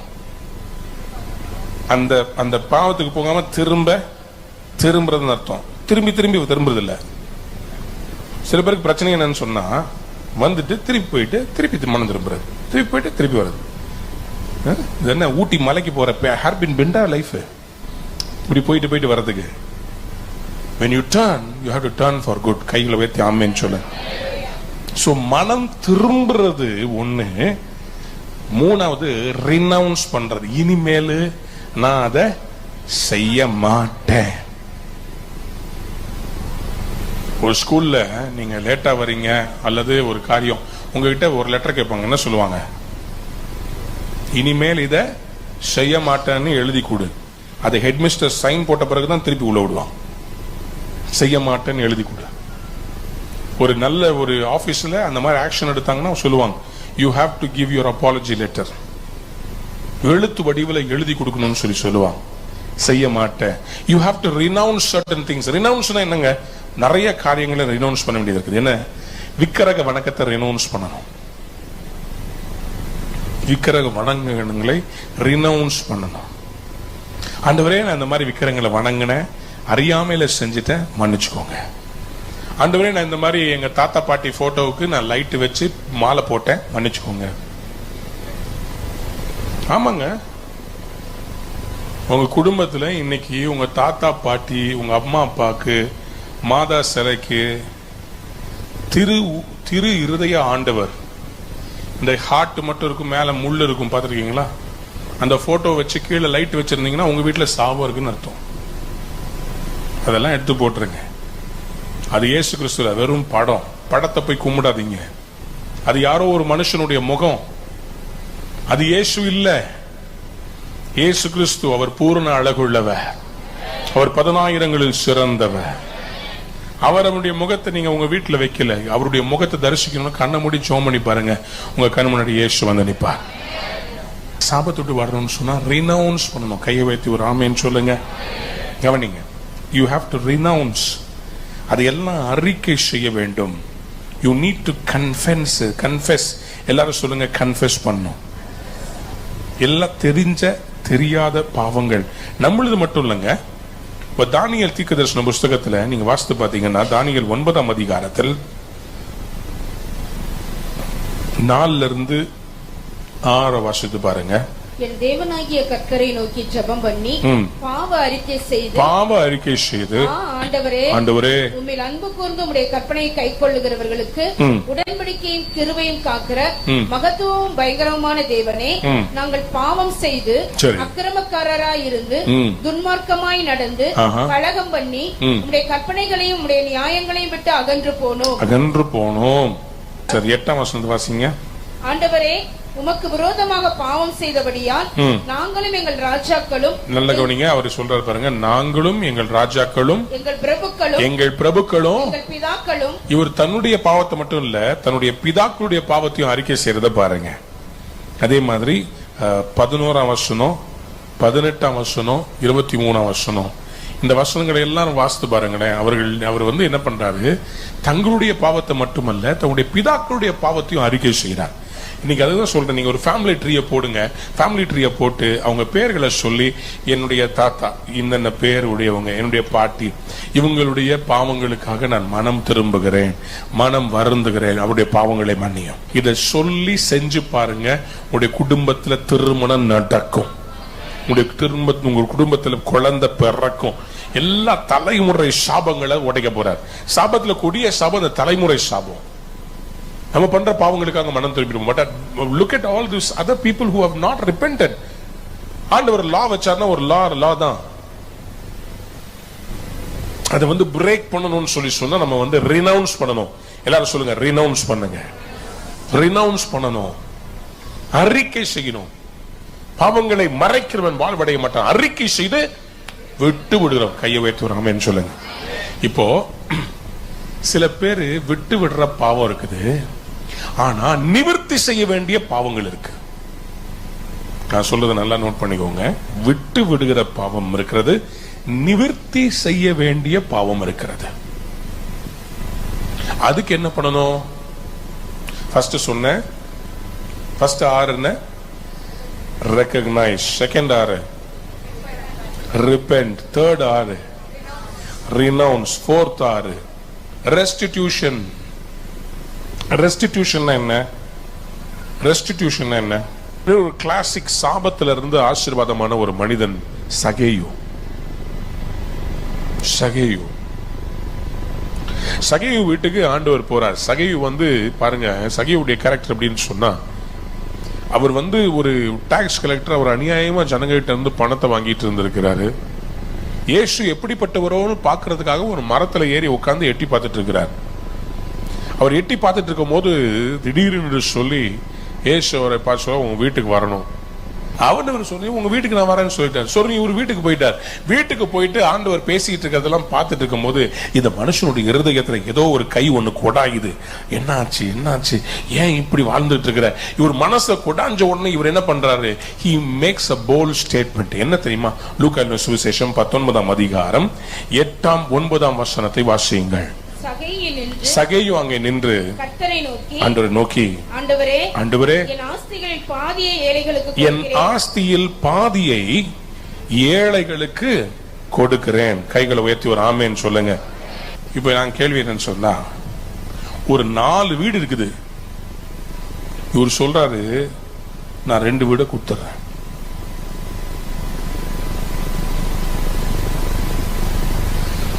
நிறைய பேருக்கு மனம் திரும்புறதுக்கு சந்தோஷமா இருக்கும், ஆனா அதனுடைய பிராயச்சித்தத்தினுடைய விலக்கிரயத்தை கொடுக்கிறதுக்கு சில பேருக்கு இஷ்டம் இருக்காது.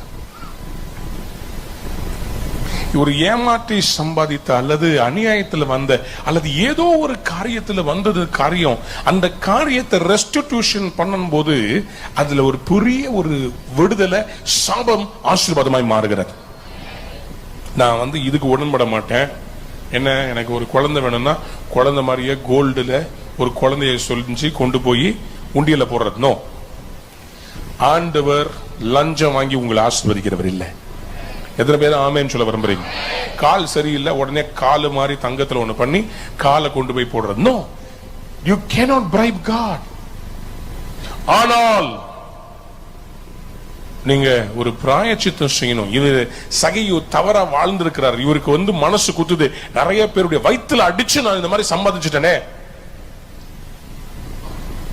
நம்ம ஊர்லயும் நிறைய ஐடி டிபார்ட்மெண்ட்ல இருக்கிறாங்க, நிறைய பேரு அந்த மாதிரி ஒரு அதிகாரத்துல இருக்கிறவங்க இருக்கிறாங்க. அப்ப ஏழை ஜனங்க குமுறல் விழுந்து சாபமா மாறி விடுகிறது. சோ இந்த சகையு பாக்குறாரு, இதுல இருந்து ரெஸ்டிடியூஷன் வேணும்னா என்ன பண்ணலாம்? ஃபர்ஸ்ட் அவர் சொல்றாரு, என் ஆஸ்தியில் பாதியை நான் ஏழைகளுக்கு கொடுக்கிறேன், ஆஸ்திகளில் பாதியை ஏழைகளுக்கு கொடுக்கிறேன். நான் ஒருவரிடத்தில் எதையாகிலும் அநியாயமாய் வாங்கினது உண்டானால் என்ன பண்ணுவேன்? நாலத்தனையாய் திரும்ப செலுத்துகிறேன். கையை உயர்த்தி ஒரு அல்லேலூயா சொல்லுங்களேன். சொல்றாரு, நான் நாலத்தனையாய் திருப்பி தந்துடுறேன். ஏன் திருப்பி தரணும்? இப்போ உங்க வீட்டுல அநியாயமா சேர்த்த சொத்து ஒரு நாளும் உங்களுக்கு ஆசீர்வாதமா கொண்டு வராது. சொல்லுங்க ஆமே. லஞ்சத்தின் மூலமா வாங்கினது, ஒரு சீட்டு வாங்குறதுக்கு இவ்வளவு காசுன்னு லஞ்சம் கொடுக்க வச்சு அதை லஞ்சம் வாங்குறது, அரசு போஸ்டிங்கா இருந்தாலும் சரி, சிஎஸ்ஐ ஸ்கூல் போஸ்டிங்கா இருந்தாலும் சரி, ஹலோ, லஞ்சம் லஞ்சமே. ஒரு நாள் ரட்சிக்கப்பட்டு ஏசப்பா சர்ச்சுக்கு வந்த உடனே, ஆண்டவரே என்ன மன்னிச்சிருக்கப்பா, மன்னிச்சிட்டேன். அப்புறம் அந்த வாங்கின காசெல்லாம் அது எப்படி கொடுக்க முடியும்? இப்ப இந்த மனுஷன் பாருங்க, எனக்கு ஆசீர்வாதம் வேணும்னு சொல்லி, சாபம் எனக்கு வேண்டாம்னு சொல்லி அவர் சொல்றாரு, அநியாயமா எடுத்தது எல்லாத்தையும் நான் பாதியை கொடுத்துடுறேன், மிச்சம் இருக்கிற ஆஸ்தியில இவர் என்ன பண்றாரு? யாரையாவது ஏமாத்தி இருந்தா 4 மடங்கு திருப்பி கொடுக்குறேன். ஒரு அல்லேலூயா சொல்லுங்க. என் கேள்வி என்ன சொன்னா, 1 மடங்கு திருப்பி கொடுத்தா என்ன? சாரி, உங்ககிட்ட இருந்து 10 லட்சம் ரூபாய் வாங்கினேன், திருப்பி கொடுத்துறேன். அவன் என்ன சொல்லுவான்? தேங்க்யூ, நான் 20 லட்சம் ரூபாய் கொடுத்துறேன், வாங்கிக்கோ. நீங்க என்ன சொல்லுவீங்க? ரொம்ப தேங்க்ஸ். 30 லட்சம் ரூபாய் திருப்பி கொடுக்குறேன், நீங்க என்ன பண்ணுவீங்க? நல்லா இருப்பா, நீங்க 10 லட்சம் வாங்கினதுக்கு நான் உங்களுக்கு 40 லட்சம் திருப்பி தரேன், என்ன பண்ணுவீங்க? ராசா ராசா, உன்னை பத்தி தப்பா நினைச்சிட்டேன்பா, நீ கடவுளுக்கு அடுத்ததா உன்னை பாக்குறப்பா, நீ ரொம்ப நல்லவன்பா, நீ நல்லா இருப்பப்பா, உன் தலைமுறை எல்லாம். நான் இப்ப ஒண்ணு சொல்ல போறேன், கை தட்ட போறீங்க. இல்லைங்க இல்லைங்க, ரெடியா இருக்கிறீங்களா? யாருக்கெல்லாம் விளங்குச்சோ அவங்க மட்டும் பிடிக்கும். ஏன் 4 மடங்கு கொடுத்தாரு? 4 தலைமுறையுடைய சாபத்தை ஒரே நாள்ல ஒரு மனுஷன் கேன்சல் பண்ணான்.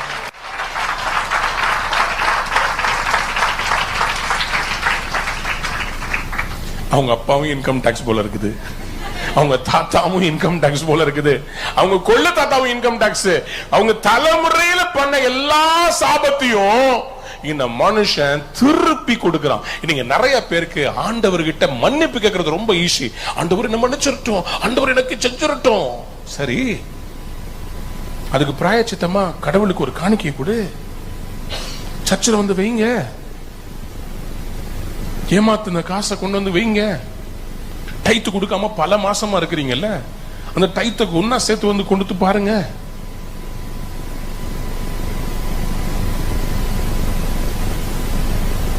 நம்ம என்னைக்கு அந்த மாதிரி மனம் திரும்பி நம்ம செய்யணும். தேவன் ஒருவருக்கும் கடனாளி அல்லவே. நிறைய பேருக்கு மனம் திரும்புறது பிடிக்கும், ஆனா ரெஸ்டிடியூஷன் பிடிக்காது. உங்களால ஒருத்தவங்க பாதிக்கப்பட்டிருக்கிறாங்க, அவங்களுக்கு ஏதாவது ஒரு நல்லது செஞ்சா, அவங்களுக்கு ஏதாவது ஒண்ணு செஞ்சா, யாரோ ஒருத்தவங்களுடைய திருமணத்தை நடத்தி வைங்க, யாரோ ஒரு ஏழை பாளைக்கு ஒரு நகை செஞ்சு கொடுங்க, யாரோ ஒருத்தவங்களுக்கு ஒரு வீடு கட்டி கொடுங்க, இல்லாதவங்களுக்கு செஞ்சு பாருங்க. ஆண்டவர் உன் தலைமுறையில் இருக்க சாபத்தையே மாத்திடுவார். 4 திருப்பி தரேன்னா எனக்கு 4 தலைமுறை சாபம் வேண்டாம். அன்னையோட கர்த்தர் மாத்தினார். என்ன சொன்னார் தெரியுமா? இந்த 4 திருப்பி தரேன்னு சொன்ன அந்த மனுஷனுக்கு அவர் ஒரு பயங்கரமான பவர்ஃபுல் ஸ்டேட்மெண்ட் சொன்னார். லூக்கா எழுதின சுவிசேஷம் 19ஆம் அதிகாரம் 9ஆம் வசனத்தை வாசித்து பாருங்க. இயேசு அவனை நோக்கி, இன்றைக்கு இந்த வீட்டுக்கு அப்படின்னா அதை சொல்லிட்டு அடுத்து சொல்றாரு, இவனும் ஆபிரகாமுக்கு. அப்படின்னா என்ன அர்த்தம்? ஆபிரகாமுடைய ஆசீர்வாதம் இது வரைக்கும் நடுவுல தடைப்பட்டு போச்சு. அந்த 4 தலைமுறை அந்த தடைய இப்ப நான் என்ன பண்ண போறேன், இத பைபாஸ் பண்ண போறேன். இந்த 4 தலைமுறைக்கு முன்னாடி வரைக்கும் ஆசீர்வாதம் இவனுக்கு இருந்திருக்குது. அவன் ஆபிரகாமுடைய குமாரன் தான், ஆபிரகாமுடைய சந்ததி தான். 4 தலைமுறையா வந்து இவனுக்கு இருந்த சாபத்தை பைபாஸ் பண்ணி அந்த சர்க்கியூட்டை தூக்கி இங்க டைரக்டா கொடுக்க போறேன். இவன் டைரக்டா ஆபிரகாமுடைய சந்ததியாமா. நான் மறுபடியும் சொல்றேன்,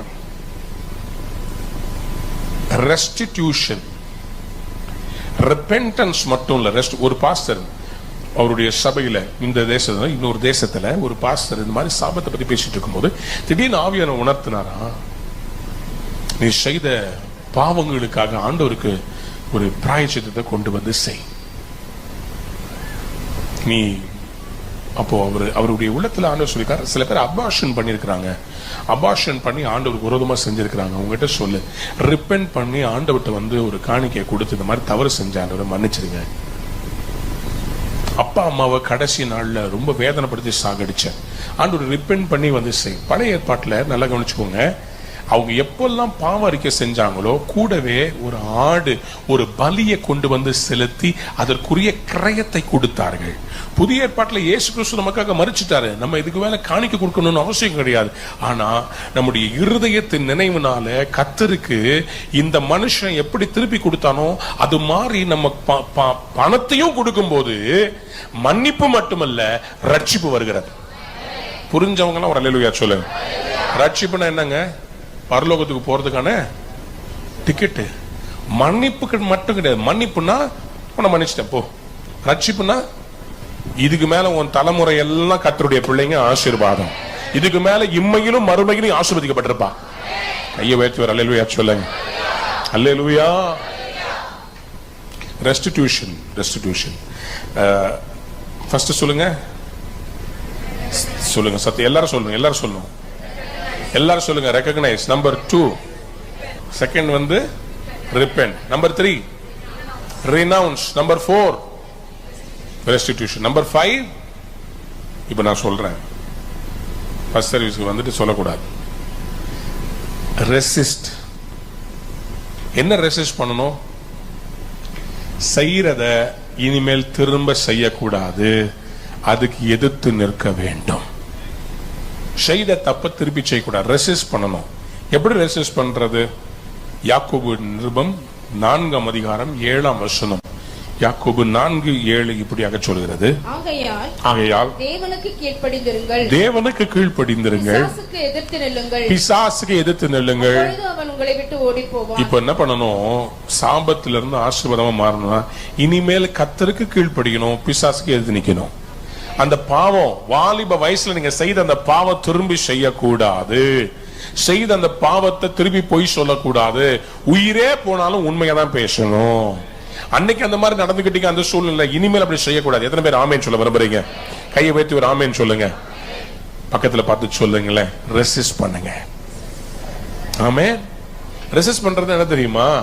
எங்கே விழுந்ததோ அங்க திருப்பி போய் நிக்க கூடாது.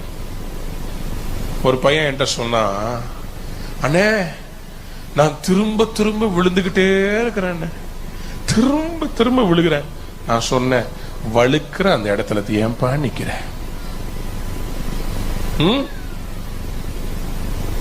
வழுக்கிற அந்த இடத்துல ஏன்பா நிக்கிற? அந்த பையன் ஒரு பிளாட்ல வாழ்ந்துகிட்டு இருக்கிறான். அந்த பிளாட்ல இருக்கிற ஒரு நபரோட அவன் பாவம் செஞ்சிட்டு இருக்கிறான். இப்போ அவன் மனம் திரும்பணும்னு சொல்லி சொன்னா அந்த பிளாட்டை காலி பண்ணிட்டு வேற எங்கேயாவது உயிர் தப்பிச்சு ஓடி போயிடணும். அதை விட்டுட்டு அதே பிளாட்ல உட்கார்ந்துகிட்டு திருமணமான அந்த சகோதரியோட தொடர்பு வச்சுக்கிட்டு அதுலயே வாழ்ந்துகிட்டு இருந்துட்டு வார வாரம் வந்து மன்னிச்சிடும் மன்னிச்சிடும் கேட்டு என்ன பிரயோஜனம்? நான் திரும்ப திரும்ப விழுகிறேன் அப்படின்னா உன் கையில இருக்கிற போனை தூக்கி ஓரமா வை. போனை பார்க்காத. திரும்ப திரும்ப இது எங்கே விழுந்தது? If you don't want to acknowledge where it is, you are not able to resist the sin, then you will be keep falling again and again and again and again and again and again and again. Resist பண்ணுங்க. எத்தனை பேர் ஆமென் சொல்ல விரும்புறீங்க? பக்கத்துல பார்த்து எதிர்த்து நில்லுங்க.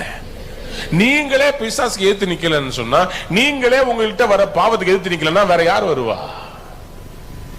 ஆண்டவர் செய்யறது அவர் செய்வாருங்க. அவர் ஆசீர்வாதத்தை உங்களுக்கு சாபத்தை மாத்துறதுக்கு அவர் ரெடியா இருப்பார். If you want to come out of the curse, you need to resist.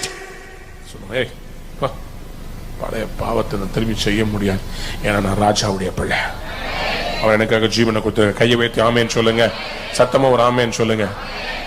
அடுத்தது revive. Number 6, revive your soul with God's word. நல்ல ஆண்டவருடைய வார்த்தைகளை நீங்கள் படிக்க ஆரம்பிக்கணும். உங்க வார்த்தையால தான் நான் உயிர்ப்பிக்கப்பட முடியும். எத்தனை பேர் ஆமென் சொல்ல விரும்புறீங்க? ஹல்லேலூயா. 119ஆம் சங்கீதத்துல பல இடத்துல நீங்க பார்க்கலாம், வாலிபன் தன் வழியை எதனால் சுத்தம் பண்ணுவான்? உம்முடைய வசனத்தினால் தானே. அதே மாதிரி உம்முடைய வார்த்தையின்படி என்னை உயிர்ப்பி, உம்முடைய வாக்கு என்னை உயிர்ப்பித்தது. வாசிங்க, என்ன வசனம்? 119:50. அதுவே என் சிறுமையில் எனக்கு ஆறுதல், உம்முடைய வாக்கு என்னை உயிர்ப்பித்தது. Very very important. Number 7, respect God always. You need to respect God. என்னை கனம் பண்ணுகிறவர்களை, நீங்க சாபத்திலிருந்து ஆசீர்வாதமா மாறணும்னா முதல்ல ஆண்டவரை கனம் பண்ண வேண்டும். உங்கள் காணிக்கைகளை எளிதாக செலுத்த www.ruhaministries.org என்கிற எமது இணையதளத்தில் கிவ் என்கிற பக்கத்துக்கு சென்று, நீங்கள் இந்தியாவில் வசிப்பவர்கள் என்றால் எமது வங்கி எண்ணிற்கு ரேசர் பே மூலமாக டொனேட் நவ் பட்டனை கிளிக் செய்து உங்கள் பெயர், முகவரி, காணிக்கை தொகை போன்ற விவரங்களை தெளிவாக பூர்த்தி செய்து எங்களுக்கு அனுப்பலாம். உங்கள் காணிக்கைகளை கூகுள் பே, போன்பே மற்றும் பேடிஎம் மூலமாக செலுத்த திரையில் காணும் QR கோடை ஸ்கேன் செய்து நீங்கள் எதற்காக செலுத்துகிறீர்கள் என்கிற விபரத்தையும் குறிப்பிட்டு அனுப்பலாம். எமது கூகுள் பே, போன்பே தொலைபேசி எண் 944141507777 மற்றும் எமது பேடிஎம் தொலைபேசி எண் 9884331777 என்கிற தொலைபேசி எண்கள் மூலமாகவும் அனுப்பலாம். நீங்கள் வெளிநாட்டில் வசிப்பவர்களானால் பேபால் வசதியை பயன்படுத்தி உங்கள் கிரெடிட் அல்லது டெபிட் கார்டு மூலமாக பே நவ் பட்டனை கிளிக் செய்து உங்கள் காணிக்கைகளை அனுப்பலாம். கிரெடிட் அல்லது டெபிட் கார்டு இல்லாதவர்கள் கீழ்காணும் அக்கவுண்ட் எண்ணிற்கு உங்கள் காணிக்கைகளை அனுப்பலாம். எமது அக்கவுண்ட் விவரங்கள்: account name E. Alvin Thomas, account number 602301500930, bank name ICICI bank, branch name West Mambalam, IFSC code ICIC 0006023, swift code ICICI NBB XXX.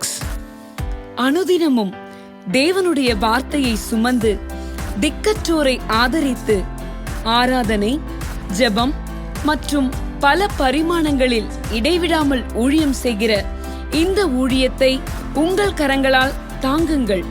தேவ ஆசீர்வாதத்தை பெற்றுக்கொள்ளுங்கள்.